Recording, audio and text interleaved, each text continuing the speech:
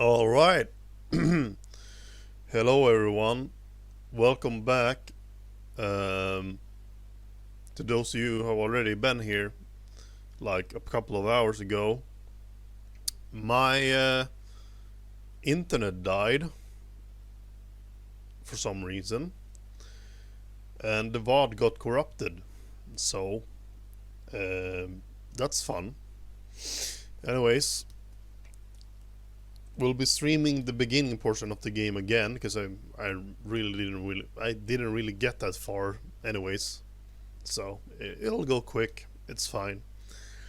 Uh, I've also had some nutrients now. I'm a little bit tipsy because I had a vodka shot that my mom made me. But other than that, we should be good to go.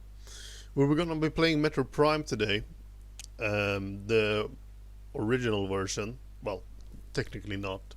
It's the Wii Trilogy version, which is the way I play the game. We have the GameCube version.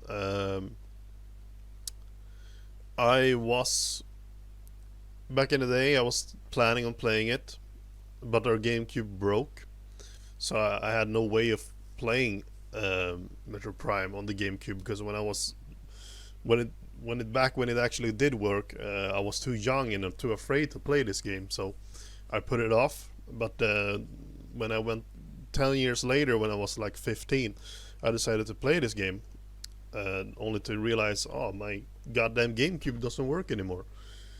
Well, that's sad. So I didn't really know what to do. Fortunately, managed to get a hold of the trilogy version on my Wii U, so I played the game a lot of the game there because I got the trilogy.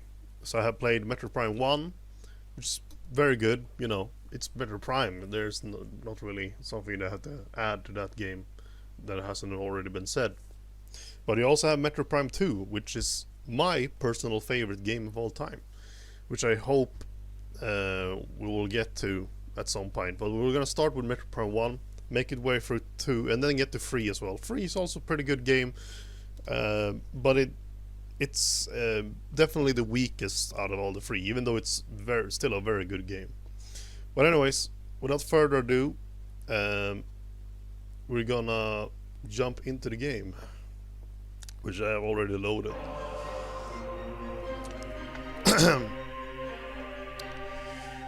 Hopefully my internet doesn't die on me again. We'll see how it goes.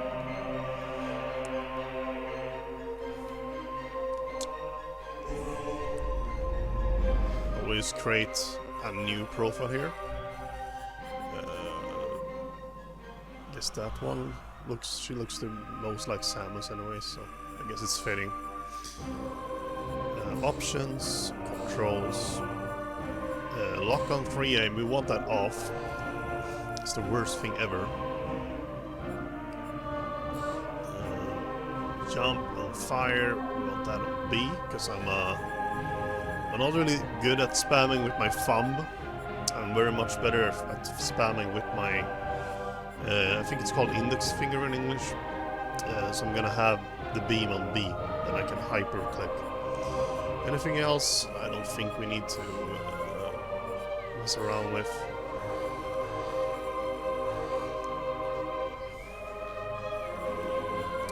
The trilogy main menu music is pretty awesome.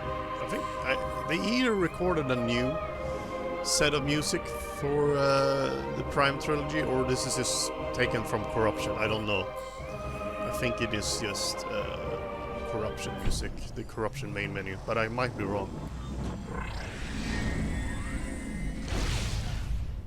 Because I've heard Metroid Prime main menu music, and I also heard, of course, Metroid Prime 2's main menu music, which is the same but with more rock flair and more aesthetic to this game.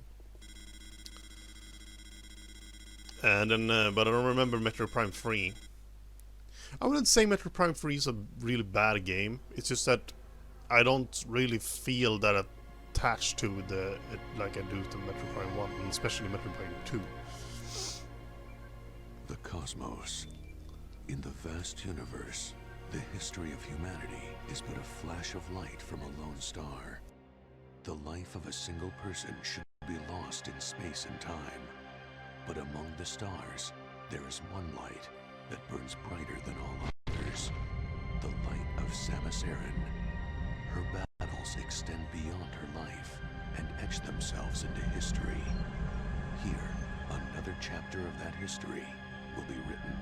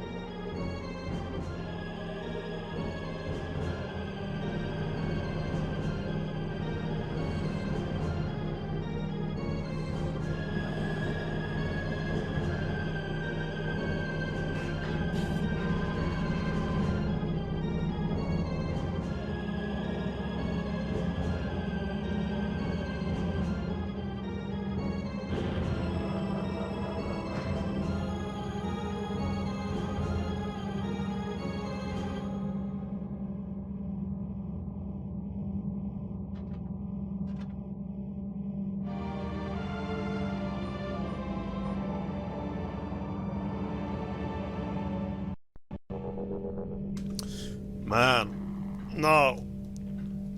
That is cool. That is very cool. This intro scene is the first we saw ever of Samus in 3D. Which is amazing, actually. It's cemented as one of video gaming's most iconic moments ever. Because this was the first ever time that you see Samus in 3D. All the way back in 2002. Which happens to be the same year that I was born. So this game is as old as me. But man, it still looks good. Even 22 years later and with the remake out, this is exact same graphics and everything as back in the day. I think I've only upscaled it to 1080p through the Dolphins emulator. But other than that, the textures are the same. The graphics are the same. Could use some work. You can clearly see that this is just a painting.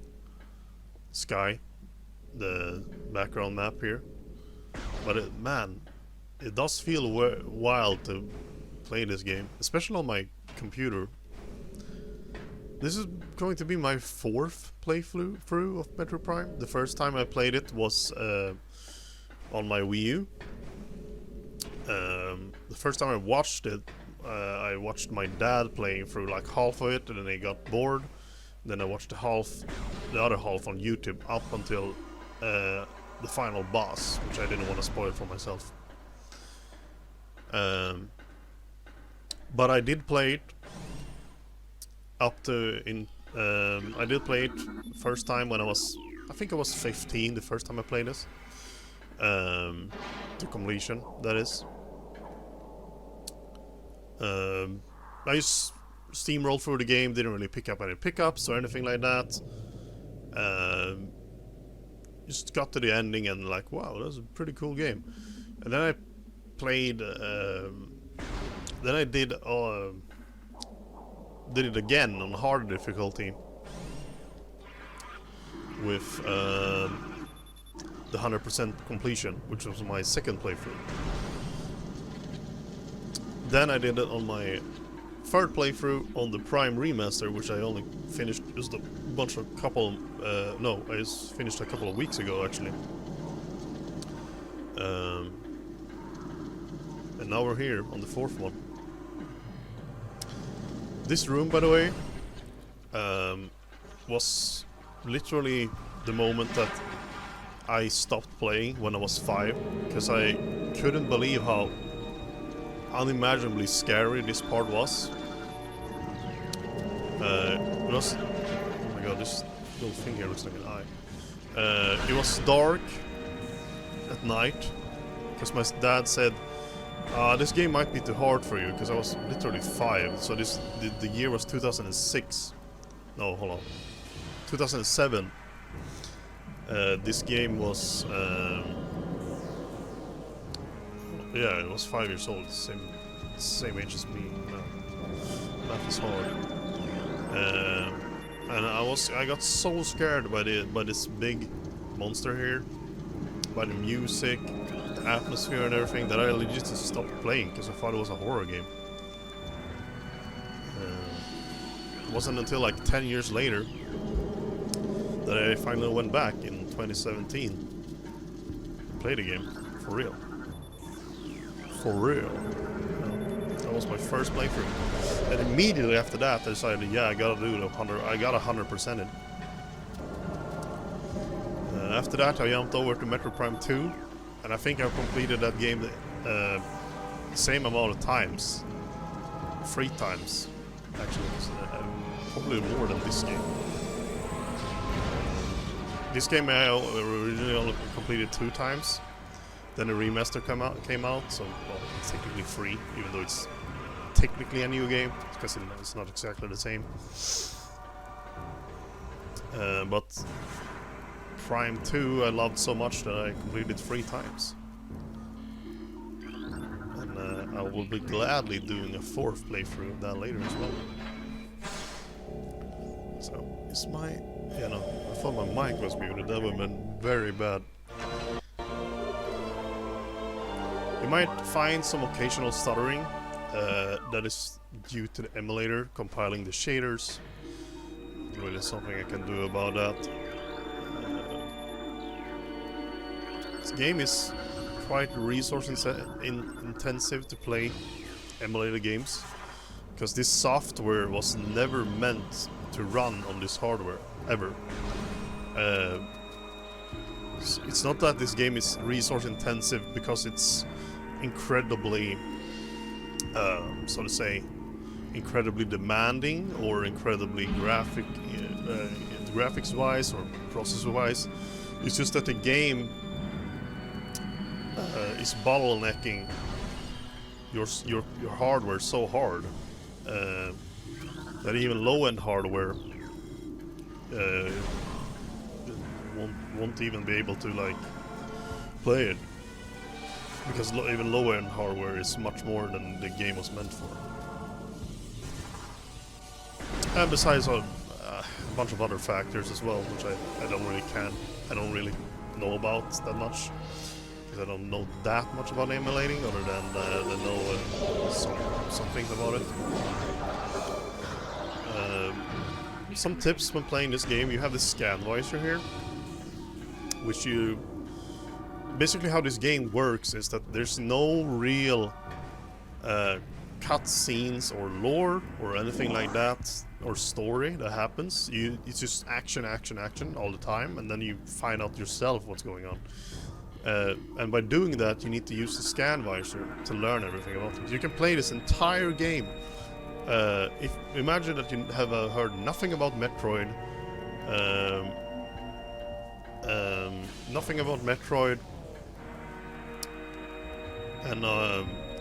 and this is like your first Metroid game. You can play the entire game without knowing anything about the story whatsoever, because you don't scan. But the scan, that's what I kind of like about this game. The scanning is completely optional, unless you want to get to 100%. But you know, you can still finish the game without scanning. Honestly, getting all the items is much more important than getting the scans. I used to do the scans because out of habit. Because, you know, I'm a completionist when it comes to these games. Well, let me search that. Auto defense turret. Use missiles to break outer pieces. Or you can save them up. Which I'm gonna do. I'm gonna waste my missiles. The few that I have. Though this game, due to it being like first of its kind, incredibly new and groundbreaking, at least for Nintendo, and you know, for FPS as a whole.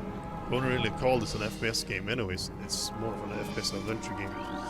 There's a bunch of things that feels a little bit unwarranted, when it comes to scanning. For example, you have to scan pickups, which is kind of unnecessary when you're gonna pick them up anyways, which I feel is kind of weird. And there's also some other things that I think is a little bit unnecessary, like things that can guide you on your path. Sure, it could be good for the Lord book to have, but once you figure it out, it feels a little bit annoying that you missed like this one thing, especially on repeated playthroughs, when you know exactly what you need to do. Get what I'm saying? These are the Space Pirate, by the way. If you have never played Metroid before, or don't know anything about the game, these are the incredibly stupid and devious bad guys of this franchise. Think of them as basically evil space Nazis that want to conquer everything in the universe. And we are playing as Samus Aran, which is a bounty hunter. She's a girl, yes, I know. Big reveal and spoiler there. I can't believe that there's still people in this day and age that don't know that Samus is a girl. Like, I mean, have you never played Smash? It feels a little bit. It feels a little bit like that you're just denying it at that point. Nevertheless, they are basically our I wouldn't say arch nemesis because they're no real match for Samus, but they are sworn enemies, I would say, because they killed her family on the colony. I don't remember, K14 or whatever, K2L, I think the planet was called.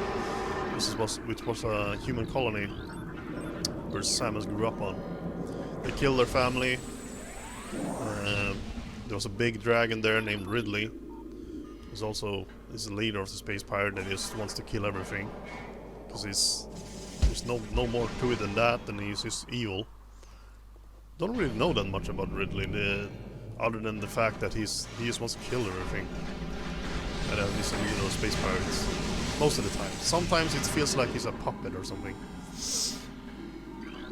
But you know, it is what it is. Stories in these games aren't really that complex. It's not like Final Fantasy levels.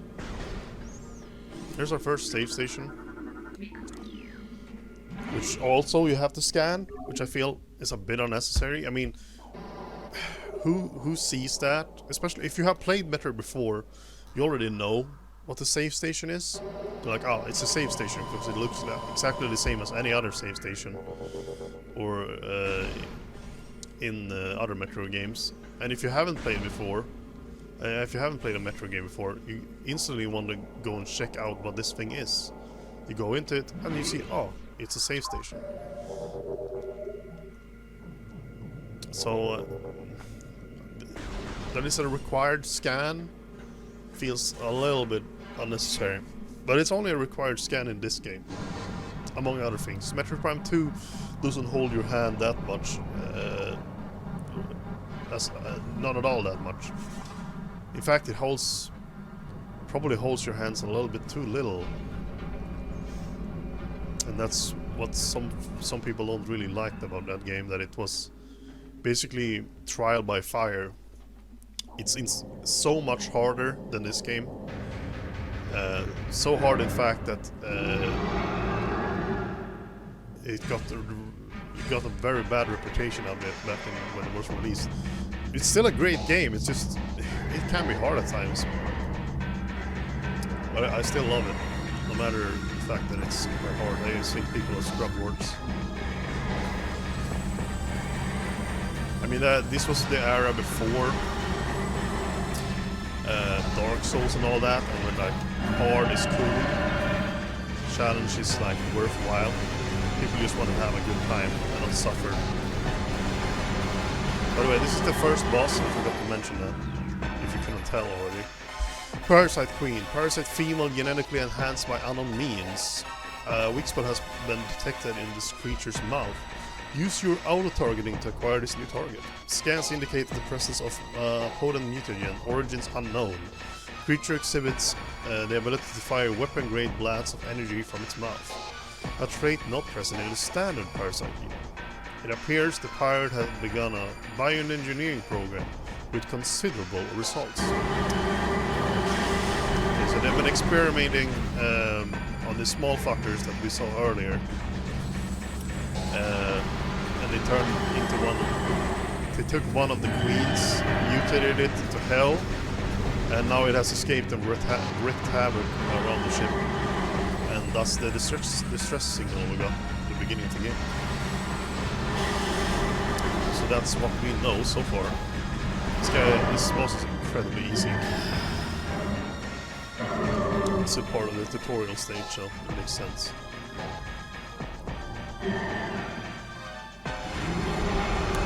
This boss music is also a banger. Kenji Yamamoto is fucking godsend when he made this game, when he made music for this game.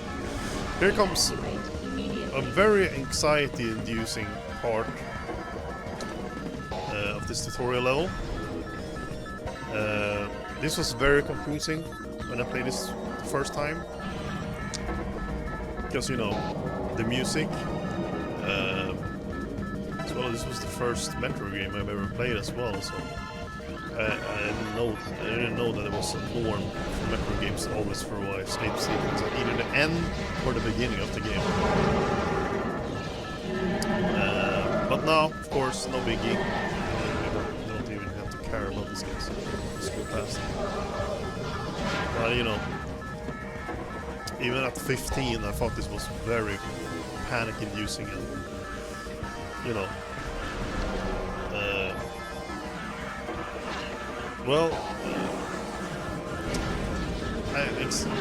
it gave me a lot of anxiety.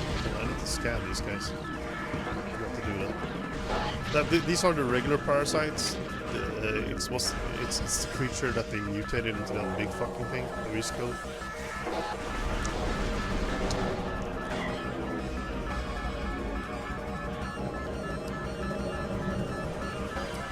And it was really fun to see a lot of people who have. I mean, this game is 22 years old, and there's a lot of generations that has never experienced this game before. It's fun to see that it still has the same shock effect after you kill the first boss. Of people not expecting it. I watched a bunch of new people that never played a Prime game before.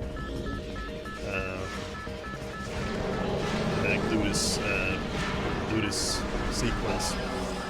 Their reaction was pretty much spot on to the one I had when I first played this game. But it's not really that hard. The only thing that changes depending on difficulty is how much time you have on you, I think. If it even changed it at all, I don't know, I don't remember. The music is a little bit troublesome though.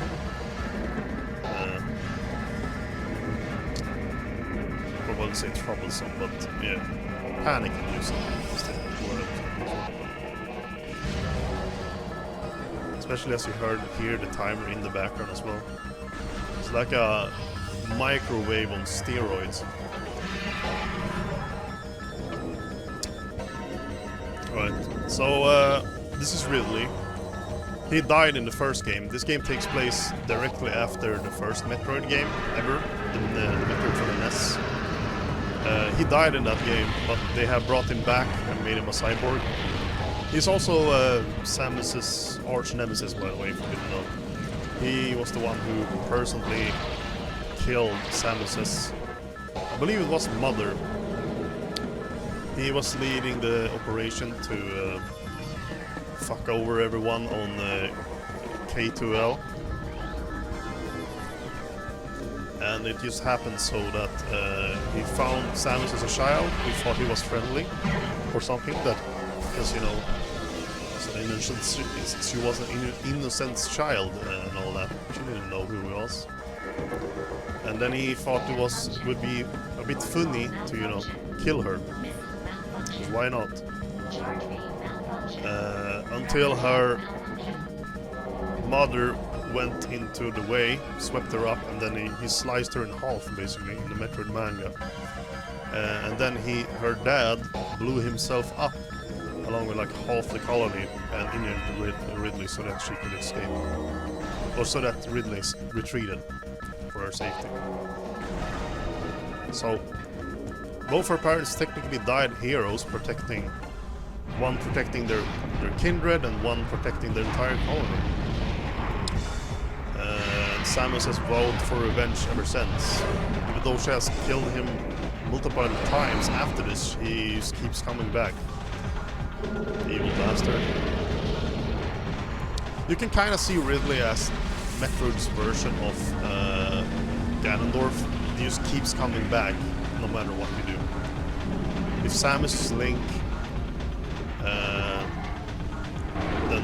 then Ridley's definitely Ganon. There's no Zelda in this game though. I think Samus encapsulates Link's courage and Zelda's wisdom into one being. Enough on her own. After all, she is my favorite video game character of all time. Even though Master Chief is a close second. You know, Virginity Shield and all that. Yeah, I'm not gonna lie, that Leaf looked hella crusty. So, I failed to mention that, but we lost basically all our upgrades. The only thing we have left is our goddamn pea shooter. This is, as far as I know, the only game that does this. The only game that gives you less power-ups than this is Metroid Zero Mission, which in itself is a remake of the first Metroid. No? Yeah, the first Metroid game. Hello, Mad Clown. Yeah, pea shooter, yeah. It basically is. The only thing we have as our offensive capabilities right now is this thing. We can't charge it up, we can't fire missiles, we can't go into morph ball. Sucks. I've always felt that, and I think a lot of people feel the same way. I always felt that this was weird, that we basically battle humongous ass enemies and the tower over us like 50 feet tall or whatever without a problem when they like attack us, but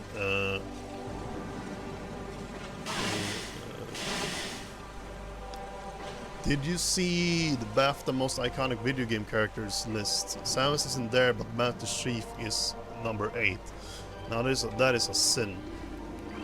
Should be fucking number 1. In my book. Well, yeah, so in Metroid Prime 2, your what's it called? Your equipment gets stolen by creatures. In Metroid Prime 3, you get corrupted by an unknown mutagen, or whatever, mutagen. But in this game, you just hit a wall real hard and you lose basically everything, which I've always felt was a bit annoying, but you know. Lara Croft is number 1. That's fucking fake. That shouldn't be real. All props to Lara Croft, but I don't really think that she's that iconic.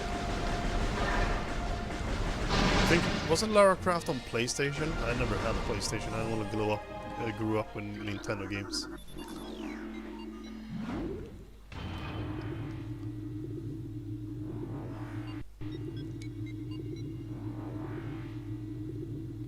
This version of the suit, the regular power suit, has always looked very derpy to me. It looks so weird without the big shoulder pads.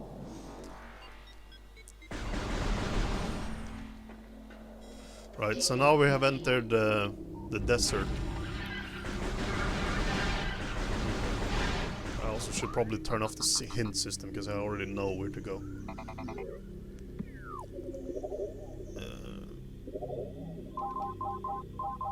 It's amazing that I got this fuck, what's it called? This ER sensor bar, infrared sensor bar that I got from like Alibaba for like $10. That it actually works. Not sure how long it will work though. Where the hell do I turn off the hints?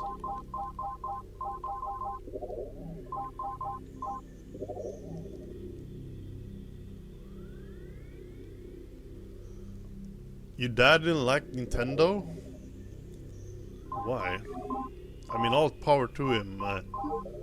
Nintendo has not having. Nintendo hasn't got the best track record known to man, but you know, their games are still good.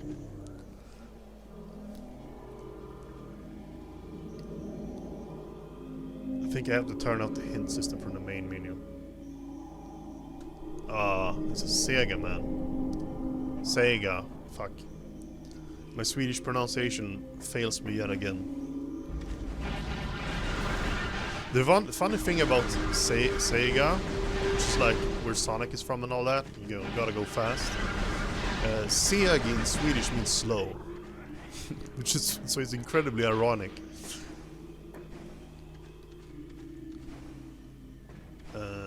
We don't have the double jump yet, so we can't really fuck with that right now. These guys. I'm surprised how truthful they made the remaster to the original. There's some things that you can nitpick, like the doors look different.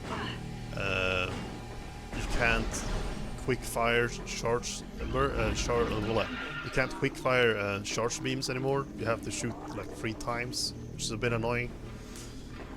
And some other tiny details, but other than that, they did an amazing job remastering this game. It's a shame that we probably won't ever get a Metroid Prime 2 remaster, even though I think that game is much more deserving of a remaster than any other game in the trilogy, because I love it so much. It's just personal bias though, I won't deny that. This game is still great. Most people probably count this as the best game in the series, because it's a good balance between the two, difficulty-wise, but to me, Metroid Prime 2 will always be the greatest of all time. Yeah, probably, most likely. They're putting all the resources into that, which they should, honestly, considering that game has been in development hell for like. When was the year when they announced it? I think it was all the way back in 2018 or something that they announced that they were making Metroid Prime 4. Everyone went haywire for like a month, and now we're here like I believe 6 years later, and we haven't heard a peep other than that everything is restarted.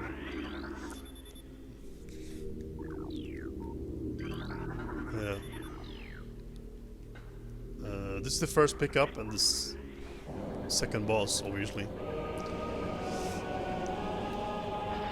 The Shoso, we are in the Shoso ruins right now. Most of you guys already know this, but I'm gonna explain anyways. The Shoso, after Samus' parents died, she was basically an orphan. Go figure, that's what happens when your parents die. The Shoso are highly intelligent bird people that have magic, like intelligence powers or whatever. They're kind of mumbo-jumbo-y. Nevertheless, they took her in, and they trained her from early age to be like basically a superhuman. That's why she's so athletic and everything. They also were the one who created her suit.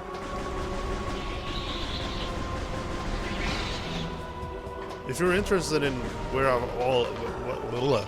gotten all this information from, you can either look it up on YouTube or you can read the Metro manga, which is available online. It's a really good manga. You should definitely give it a read. And if I remember correctly, that manga is canon. So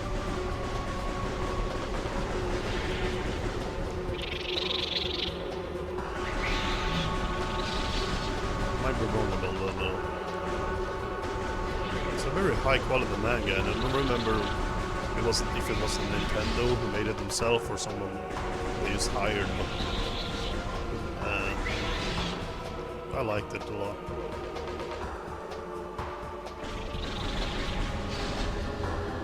Well, this boss is really easy. Just don't forget to scan both that and the bugs. These are the war wasps, but these are a special kind of war wasps that only exist in this room, so don't forget to scan them.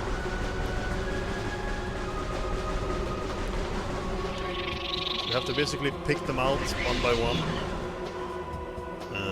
when they stop, because it's a little bit hard to hit them when they're flying around.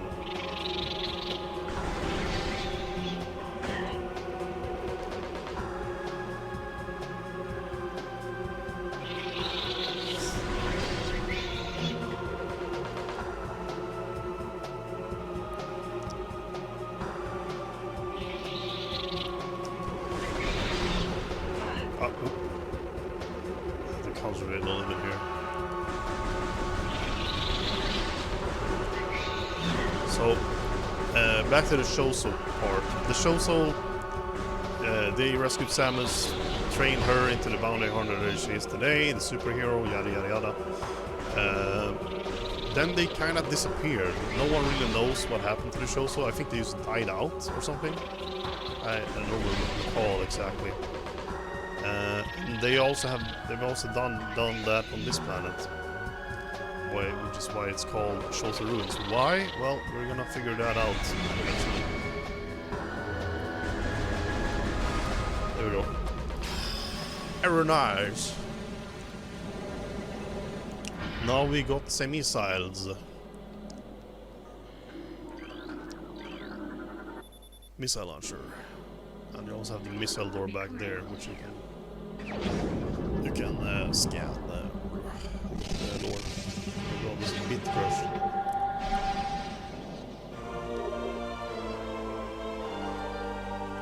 Missile launcher acquired. There's a funny thing you can do here. The missile launcher in the Prime games are basically cracked, because what you can do with it is that most of the time they want you to shoot one, and then it goes back to normal after a while. So like that. But what you can do, which is quite funny, I'm just gonna destroy this door before I do that, is that you can spam fire by pressing first the missile button and the shoot button, the beam shoot button. The same, like repeatedly after each other. So your missile launcher basically becomes semi-automatic. Did I scan these? Yeah, I did. Thank goodness. I don't think we can go there yet because we don't have the morph ball. Yeah, that's right. But we just picked up an energy tank, which is great. Can't also stand it is a gloop bleep of water down here. It's toxic, so you know.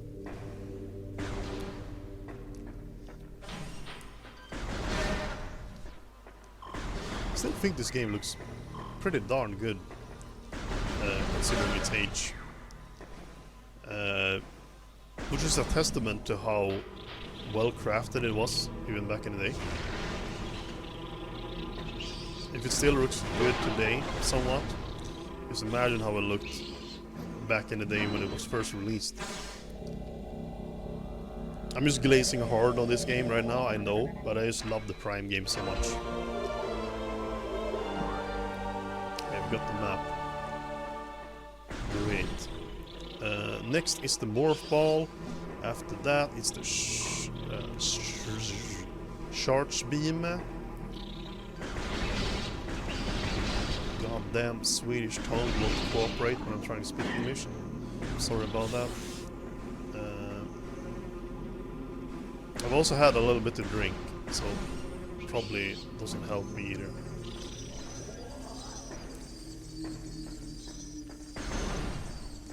Nonetheless, after the charge beam, also almost forgot to scan these guys. After the charge beam, then we get the space jump boots, and then we're done with this first section. Little bit.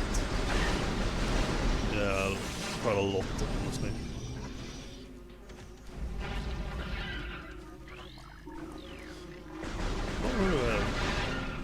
I've never really had a hard time understanding English, but I've always had a hard time speaking English, or especially typing,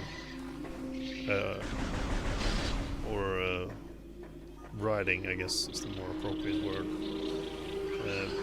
Most likely because I kind of the same when it comes to my own language. Speaking, no problem. No, sorry. Understanding, no problem. But speaking, I sound like a goddamn invertebrate or whatever. No, that's not what I was going to say. What the fuck's it called? Someone who's stupid. Yeah. Got him. Anyways, yeah. Illiterate, not invertebrate. Invertebrate is something completely different. I sound like a goddamn illiterate when I try to speak Swedish or English for that matter. But and it's also the same when I try to write or type. I suck at it. But I've never had a problem understanding English or Swedish. Mini boss time. Let's have the Morphle up there.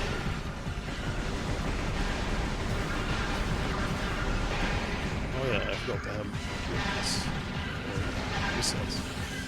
There's the spamming thing I talked about, which is very useful, especially when fighting space pirates. You can get later in the game. You're gonna get more powerful weapons, which basically turns missiles into nothing more than just ammo for your more powerful weapons. There's one thing that I've always wondered when I was a kid is how Samus fits all her, like, now we may only have like 5 missiles, but in the end of this game we're gonna have like 250 or some shit. And I think the lore explanation is that she basically creates, there's like nano factories in her armor cannon that creates the missiles on the fly. Or something like that. This is also the plated beetle. Fuck. Stay still, I'm trying to read. Plated beetle, well-armored burrowing insect. Vulnerable. Fucking English, man. Vulnerable only in the rear abdomen. Creature's thick cranial plating can repel frontal attacks. This gives it an advantage in combat, allowing it to make ramming attacks. Only surfacing when it detects vibrations above.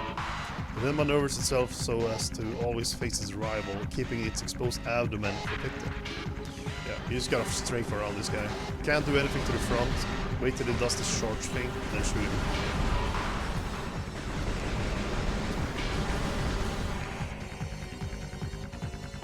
Also sick that they made this like sick ass what's it called? Sick ass like boss battle music for this specific enemy, and which is for no other enemy in this entire game.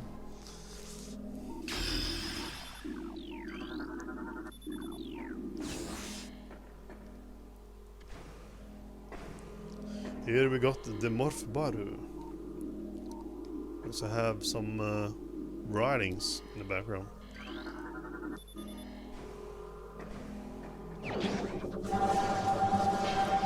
I think this is the only game that takes away your Morph Ball in the Prime series.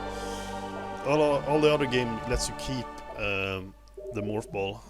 They only remove the bombs, from which I can remember, if I can remember correctly.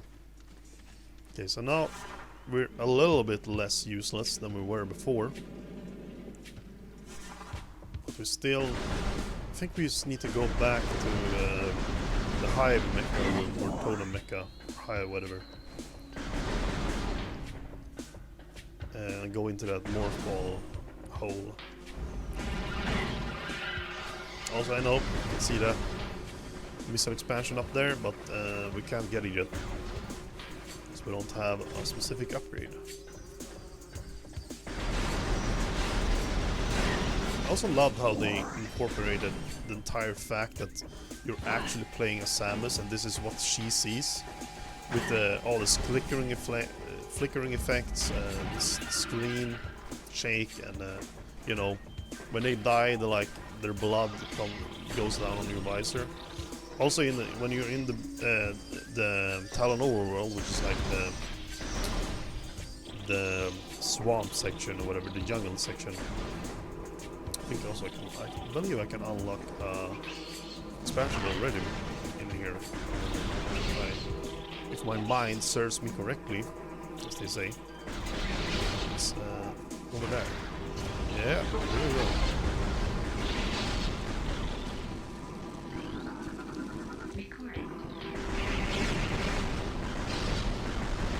Holy shit, there's bit crushing going on.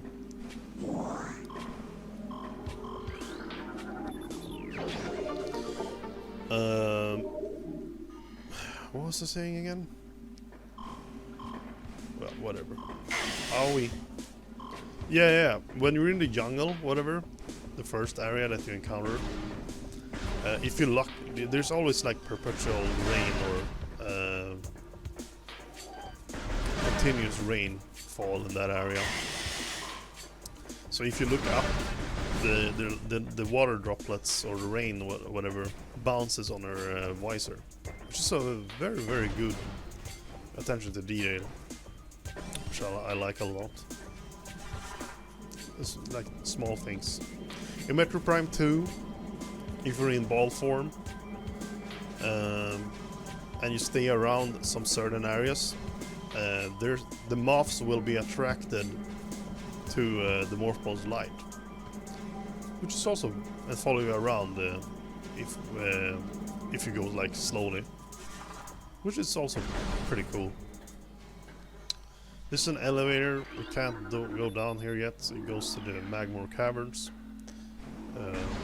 We're going to get there in a little while.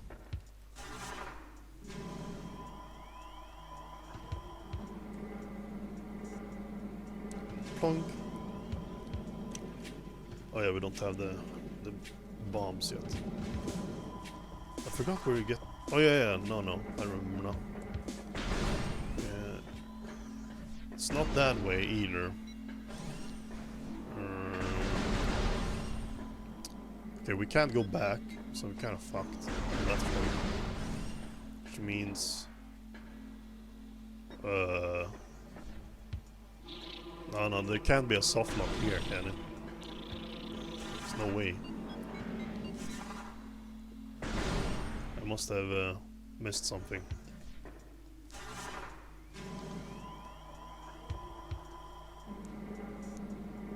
Oh yeah, I forgot I can go out of my morph ball bomb form and jump. Wowee. I think I'm going the right way. No, I'm indeed not. Damn, it's been so long since I played this game. I swear every time I forget exactly where I'm supposed to... I know exactly where I'm supposed to go. I just don't know how to get there, if that makes any sense. There's an... Okay, we can take that later, because that door automatically locks when we go out there. So I'm gonna go and... First of all... it's supposed to be... Hello? There we go. I can actually read what they have to say here. The future is a vague thing, ever changing and always in doubt.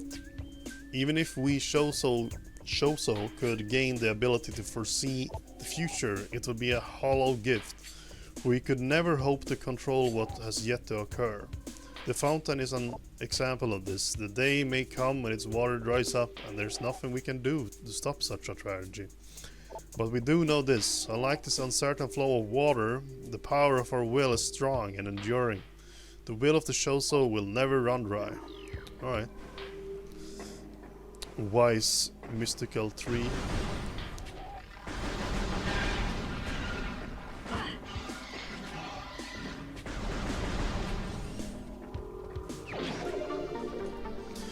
Energy tank acquired. Also, fun little detail. I don't think they do. I don't think they do that in this game or in the trilogy as a whole. I believe they only do that in Prime 3. But above the energy bar, there's like 3 wide LEDs or whatever, and then 1 small. In this game, they don't really do much, and it acts like a decor. But in Metroid Prime 3, they would show the Wiimote's power level, which is a cool little thing they did. So right now it would be full, and then one of the bars would disappear until it reaches only 1 bar, and then you have basically no battery left. They decided to... I don't know if it's in the original GameCube version of this game or if it's something that they added in the trilogy. There's a few changes that they did to the trilogy.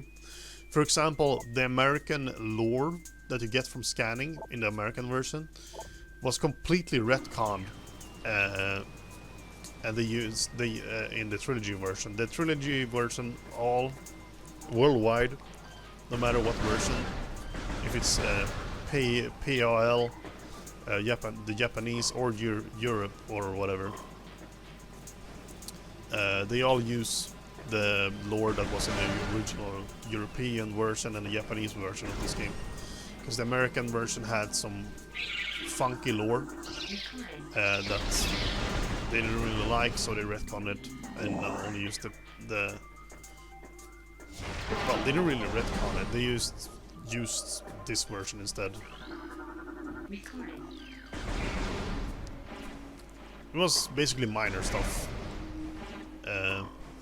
That was one of the changes they did. The other change they did is that in the original game, except, well, obviously the controls are completely different in the trilogy version. You have motion controls and all that, but that's a given.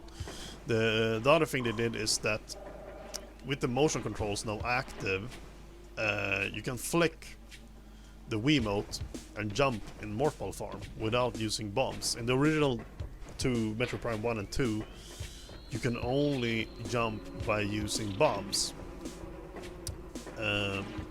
which was incredibly annoying, especially for puzzles or if you're on the fly. But in this game, as well as in the remastered and my Prime 3,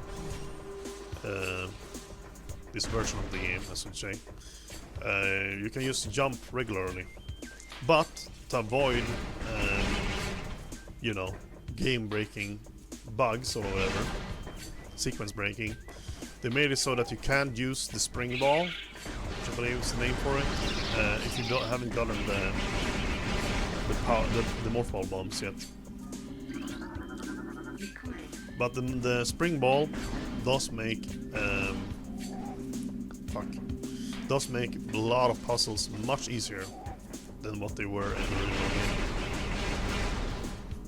I can't say that for certain, but I'd imagine I'd imagine that it is true what they say, because that's only what I've heard from people who played the original game. I've never played the original GameCube game. I've only played this version of the game, but I take the word for it. But if you hear this sound, that means there's an item nearby. I know that, I am aware, it's just that I can't grab that yet anyways. I'm just ignoring it.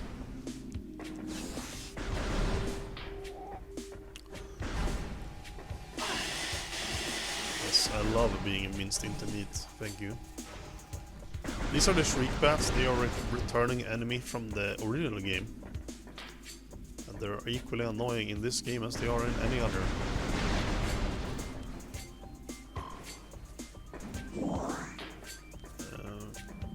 Here's a stone toad. He's a little bit fucky. Hello. Cute. If you go into the morph ball form, he will try to eat you. But then he spits you out when he realizes you're metal. But if you blow him up, he doesn't become a nuisance anymore. because he's dead. Here's the third mini-boss. And this one will give us the morph ball bombs.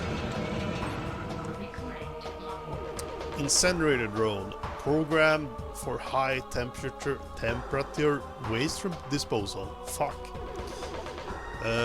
Device schematics indicate a higher risk of malfunctions when internal power core is damaged. Unit has a minimal combat programming but can defend itself if necessary. This drone's intense heat blasts compensate for its lack of battle prowess. This theme, by the way, the incinerator drone theme, which is also the same that used for the Hive Mecha, is incredibly good. I like it a lot. There they come. Barbed War Wasp. Airborne insect with an ability to launch its stinger at prey. Highly aggressive member of the War Wasp family, this insect can propel the tip of its stinger up to 20 meters. The stinger tips will grow seconds after launch and contain an acidic compound designed to pre-digest prey. Alright. These guys are a little bit annoying, but they're still War Wasps, so... Still annoying though that they don't die by the fire. They have a buff or something.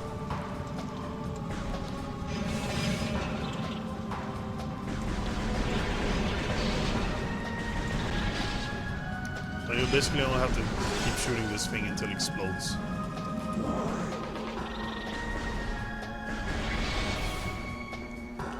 Also, what the hell was this thing doing here when it wasn't killing the wasps? Was it just chilling, letting the wasp do its thing?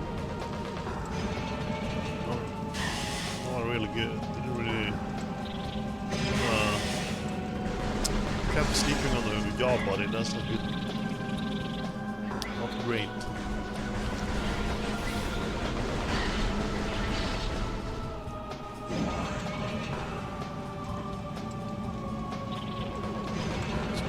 Scan this. The locked door.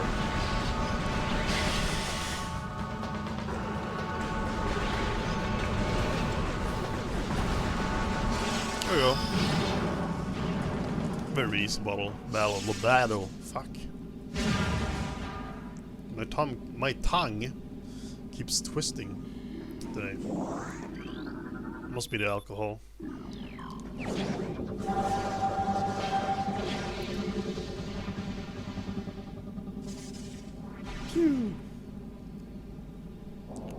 Game changer.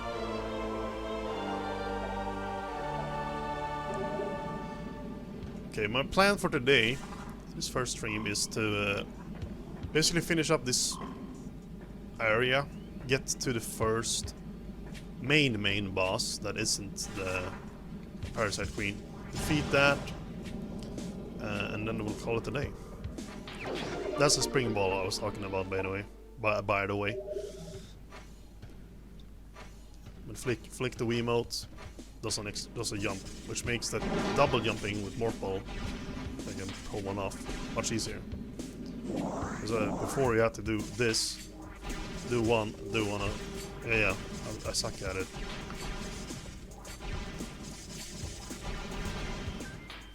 You basically have to lay two, and then one, and time them correctly. Yeah, something like that. But now you have, which was incredibly annoying. But now you can just do this, which is so much easier.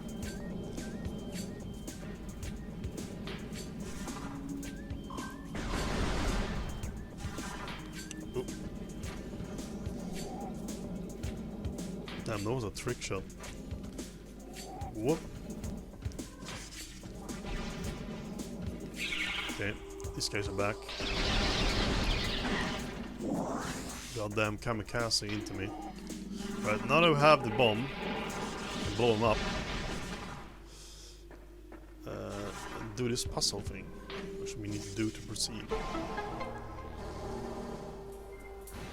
Because that water is very dangerous. I believe you can jump through here. Yeah. Otherwise you don't have enough time if you go around. There we go, raise the platforms.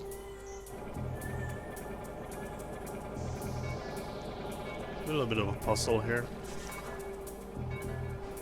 If you're a true gamer or whatever, you may be able to not fuck. You may be able to get through here with the morph ball completely, but I'm not willing to take that risk, so I'm just gonna do this the normal way.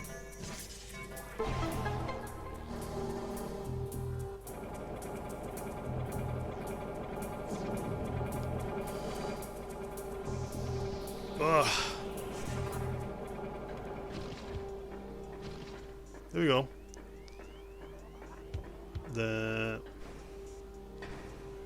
What's it called? The puzzle music is done now, which means we finish the puzzle. Usually it makes the dung ding ding dong sound, but I think I just missed it. Can't go through here yet. We need a special upgrade for that.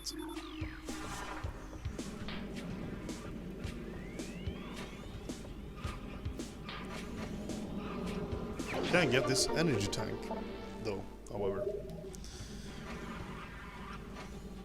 Ah, come on. There we go.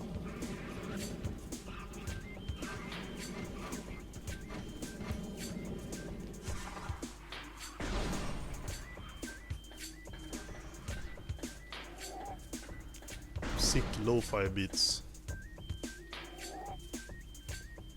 Come on. If you're wondering why that takes so long to open certain doors, it's because the doors basically acts as a loading screen between each room.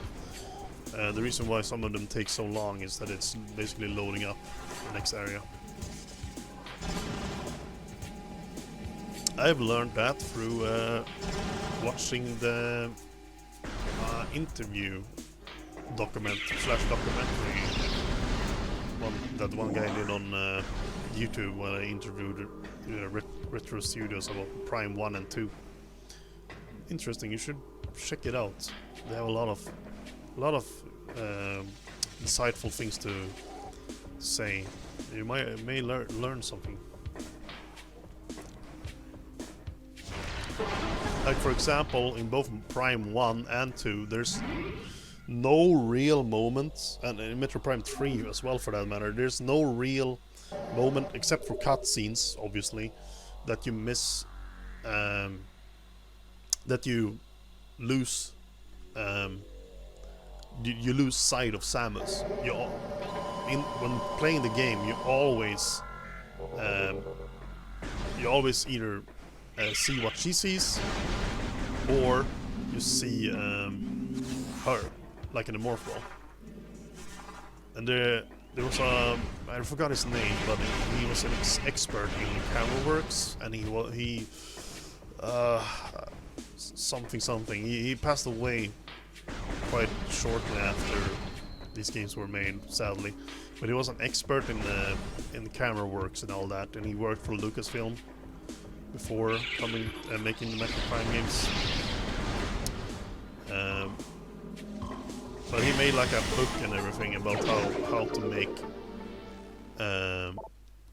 make camera works and all that in these types of games. Quite interesting. It's available on YouTube if you guys want to check it out. Search for like Metroid Prime 1 or Metroid Prime 2 interview or documentary with the devs. I'm also in the pool water, which is not where I'm supposed to be. Did I scan these guys? Yeah.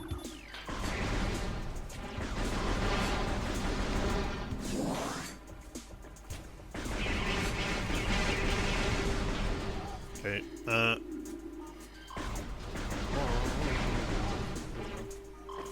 So what we're gonna get an upgrade in here. To get that, we need to scan all these icons. I think there is one there. Yeah. I always forget where they are.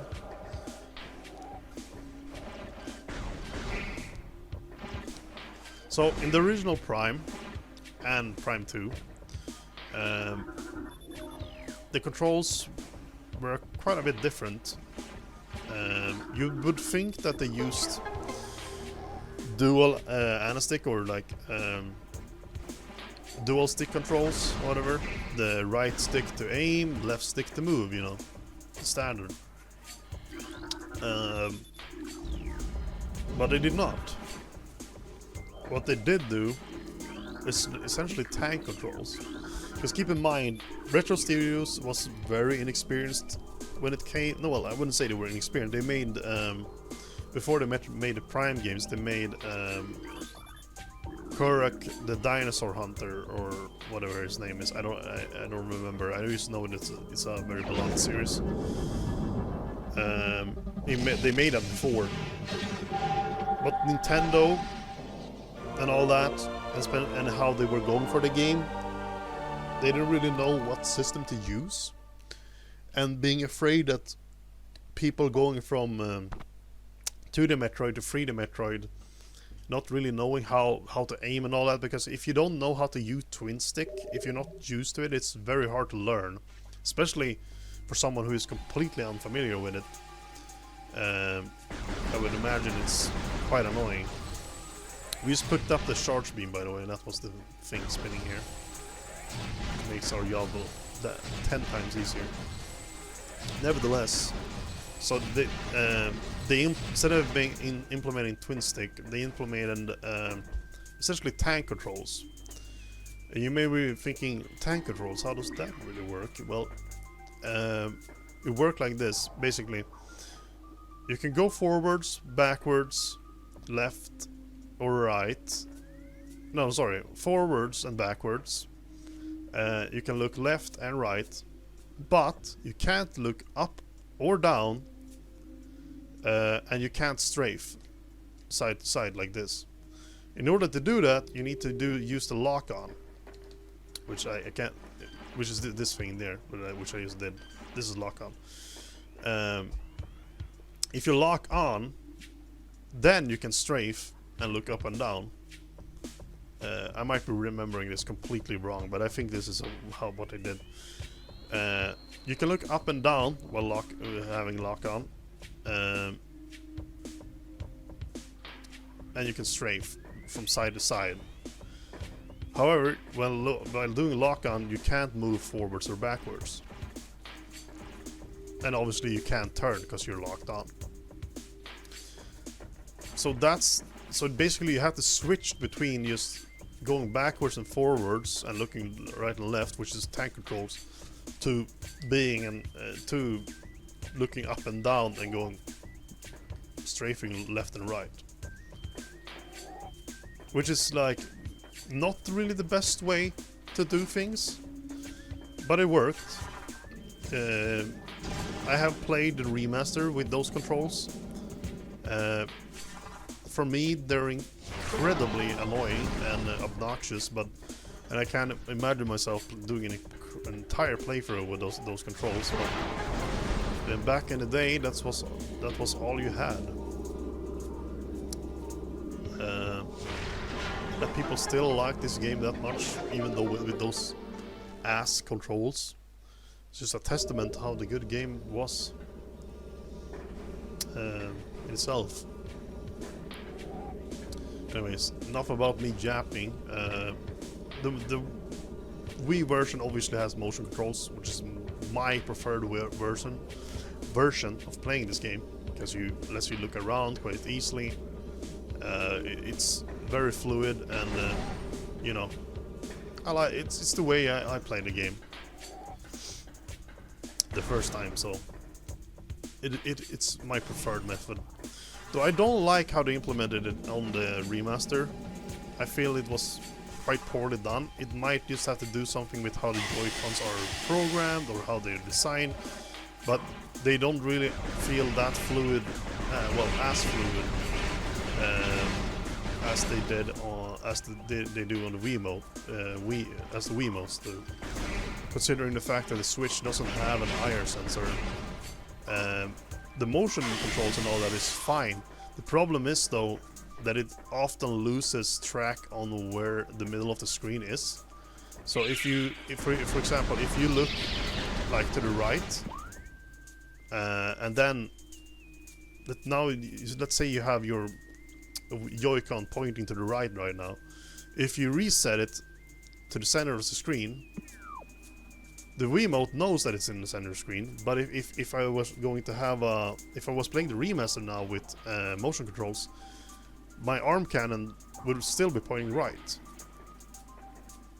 even though I had recentered my Wiimote, which makes it incredibly annoying because the view goes out of sync from where the Wiimote is all the time, or from where the Joy-Con is.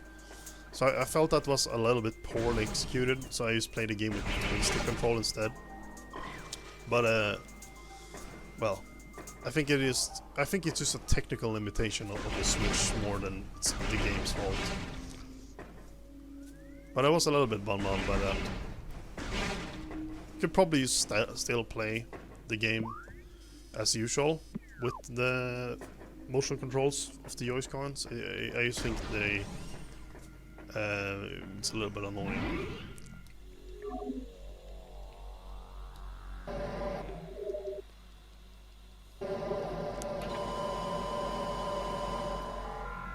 Righto. I think we have everything that we need to go and do the main boss of this area. Just back this way.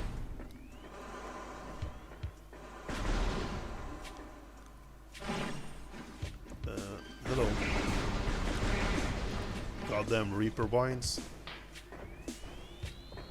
Okay, so in this room, this took me hours, by the way, when I was 15, try to figure out what to do in here. First you have to figure out that you have to scan those symbols, and after that, you have to find every one of them, which I always forget exactly where they are. There's always one that I keep forgetting of where it is, and it's incredibly annoying. Things like this, I feel like Metroid Prime 2 did better. It was more clear in some ways. If it wasn't directly showing you where everything was, it at least alluded to it much better than in this game that you said you figure it out, lol, and then you know, left you to your own devices. The Metroid Prime 3 did basically the opposite. It held your hand a little bit too much. Mostly because Metroid Prime 3 was the first game in the series, or in the Prime series, that was developed for the Wii. All other games were developed specifically for the GameCubes, Metroid Prime 1 and 2, that is. So they had to make a lot of new things. That coupled with the fact that Prime 3 was released the same year the Wii was released, made it so that it kind of got that Skyward Sword vibe of like, this is how you do this is how you point, use that, and then all the motion control things that was a little bit excessive, but you know, it is what it is. So did I scan these guys? No. These are the venom vines, or no, venom weeds, sorry. They're basically the same as the other guys that we encountered, the grey ones that we encountered earlier, but they do a damage and are annoying. You can't take them out this way, or shooting them, but I like torture, so I'm going to do that. Okay, ruined Vorobusmus. I swear, there's always one of these goddamn things that I forget where they are. One is down there by the bridge, and then one is on the hallway up, and then two left that I don't know. One is up here, and then you have the final one, which I keep forgetting where it is. I believe it's like somewhat hidden somewhere. Go figure, but you know. I just can't remember where. Oh yeah. I got it. There we go. I think that was all of them. 1, 2.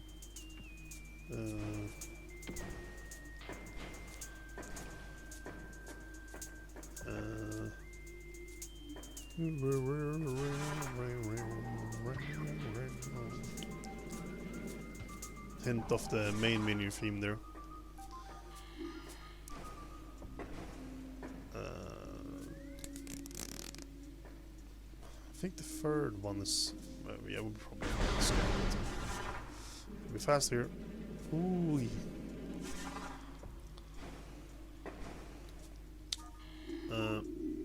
Yeah, we unlocked everything.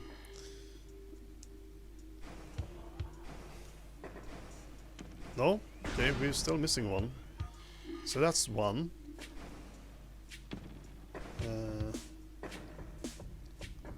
My god.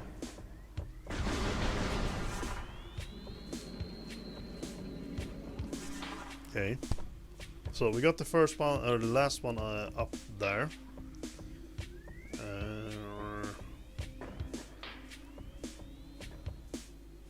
What the fuck?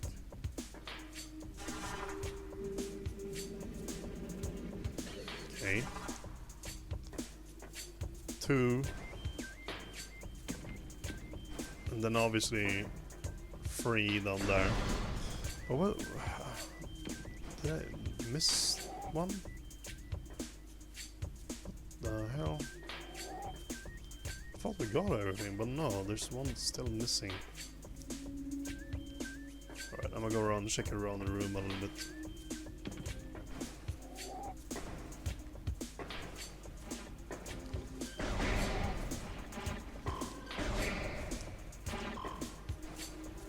Oh,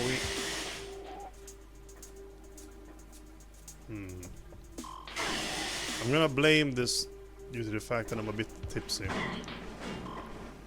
I'm blaming it on that. Fuck!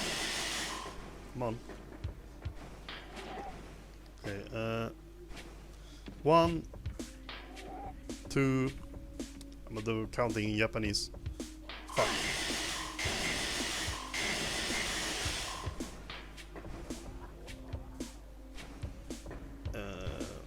Ichi... San... Nej. Nej, ni blir ju... Fuck. Ich, ni... Okay, where's Sun? You have to go to Sun before you go to Yon.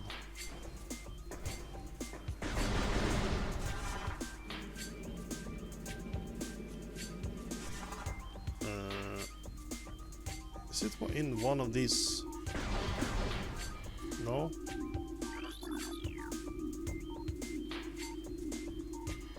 What the fuck? Oh my god, my old memories of this game comes back to haunt me.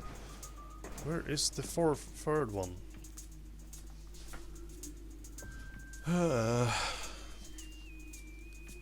Okay, we got that one. Actually, wait, hold on. No, okay. I thought they did something stupid, like putting up in here, but no.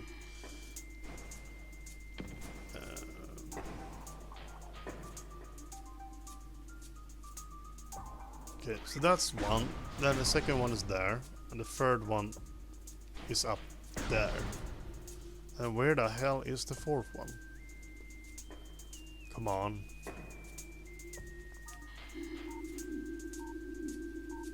I played this game like 4 times now. Yeah, I can't for the life of me remember where it is.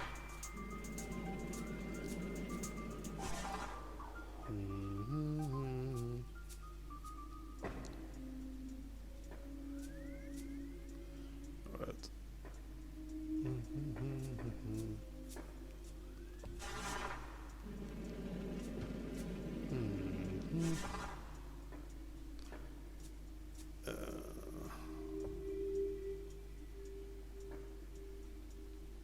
It's probably something just simple that I fail to overlook. Okay.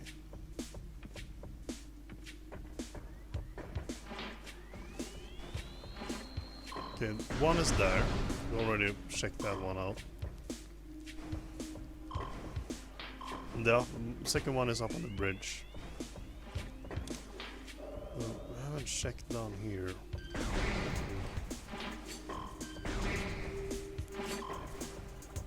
Dark. Okay, nothing there.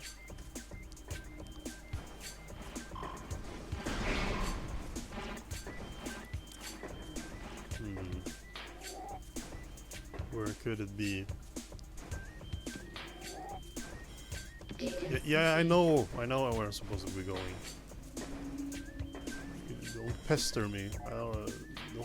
Don't really help. It's gonna keep blinking until I actually open them now. Oh. There it is! Oh my god! I'm fucking blind. Finally. It's crazy. I was gonna get really upset there if I didn't find it. Oh! And if that wasn't hard enough, they threw another block at you if you haven't unlocked the missiles yet. By making a bunch of rubble. Okay, but now we're getting to this area's boss. I need to talk to your balls. Okay, and actually, we need more ball for that. Yeah. There we go. Yeah, morph balls and then missiles to make sure that you have everything you need. You can't have the morph ball bombs without having the morph ball, obviously. So.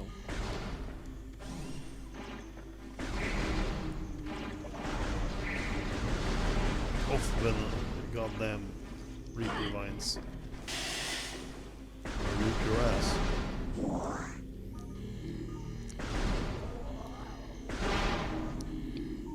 Scan that.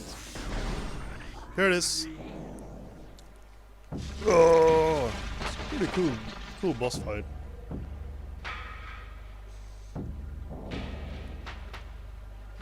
If you want to check out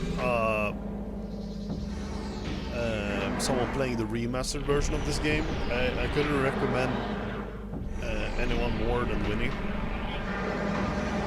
Because Winnie did a superb job of playing remaster. He's a big Metroid fan, especially Metroid Prime fan, must be. Just like me. This is the Flagra. Flagra. This mutant plant is the source of the toxic water. Sick fucking beats, by the way. In the ruins. Flagra's growth cycle has been radically accelerated. As a result, it requires near constant exposure to solar energy to remain active. This exposure has made Flagra's outer shell thick and durable. Its lower root system is unprotected and vulnerable. However, they exploit this flaw when possible. Concentrated weapon fire can daze it for a short period. I don't know who it is. I think he's like some American fucker that plays games. Okay. What you want to do against this guy is turn up all his solar-powered ego boosters so that he removes his cock tendrils or whatever the fuck, and then you bomb it. Do this 3 times and then you're done. He becomes more and more pissed off the more times you do this. I also think this the design of this plant monster thing is quite scary. It's like a plant that has fucking scythes for hand, and the face looks like a skull.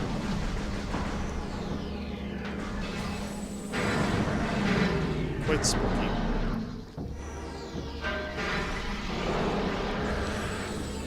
I'm gonna show you a pro game move. You know those red things over there? The game wants you to go behind them to turn them off, but you don't need to do that actually. You just need to hit the bottom part. You hit the bottom part of those solar things, and they will go up instantly.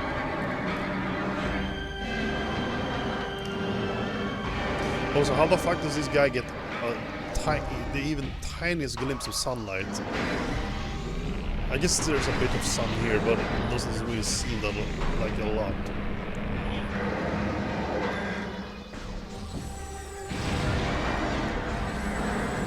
Owie. This time though.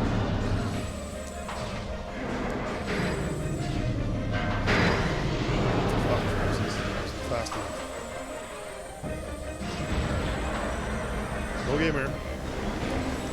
Hitbox was too big. There we go. Fuck you.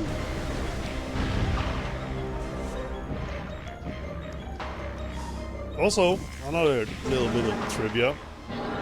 In the original GameCube game, the music was stuck at the beginning section of this song.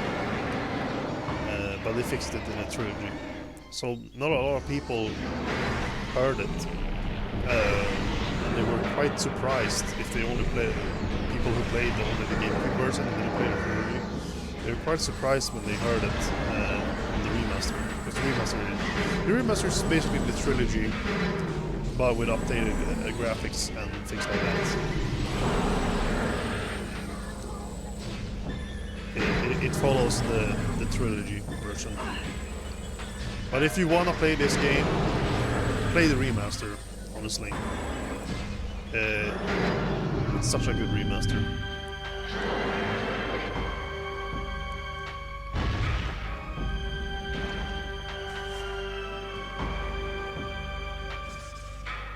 There you go.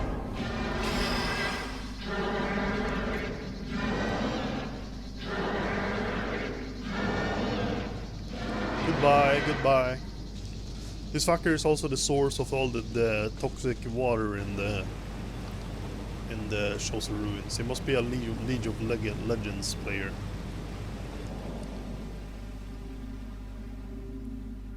Now with the League of Legends player gone, the toxicity level has lowered back to safe amounts. And we get this cool spinning Dorito looking thing. This, my ladies and gentlemen, is the Varia suit. Very nice. Okay, what a worst joke I've ever made.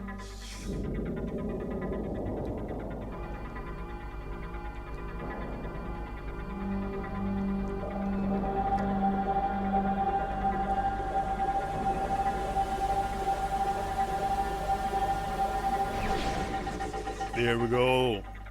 Badass armor acquired. Reacquired. And we're gonna make it to the save room, and then I'm gonna shut off for the day. World gallery has unlocked. I did scan Flagra, right? Yeah, I think I did. Not that it matters that much. If you jump down here, water, yeah, toxin scans negative, water's free of poison. Yay! I like how it took like 5 seconds for the water to return to safe levels that fucking even fish has begun to spawn in it. The Mother Nature sure works fast.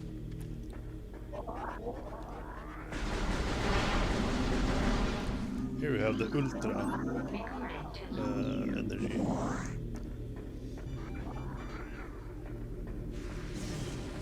We also have the Pulsebombe. Pulsebombe. Life form of raw energy periodically releases explosive segments from its body. Pulse bombs are energy beings, invulnerable to most known weapons. Electrical energy can harm them, however.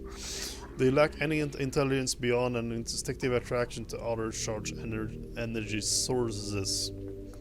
Pulse bombs produce energy constantly. All excess energy is shed, regardless of who or what may be nearby. Okay, I don't think we can fuck him up with this weapon, so I'm just gonna leave. Whee! Right. We're actually precisely where we want to be. We're going down to Magmore, boys.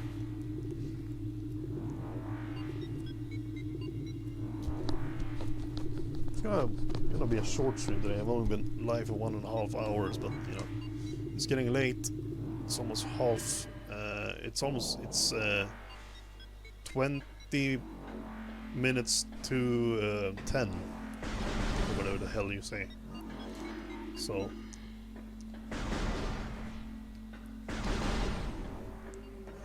And I said I was gonna finish after defeating the first boss, so. Well, technically second boss. These guys fucking again. I also love it when you like rapid toggle and shoot at the same times. You look. She looks like she's going up and down. But here's the save station.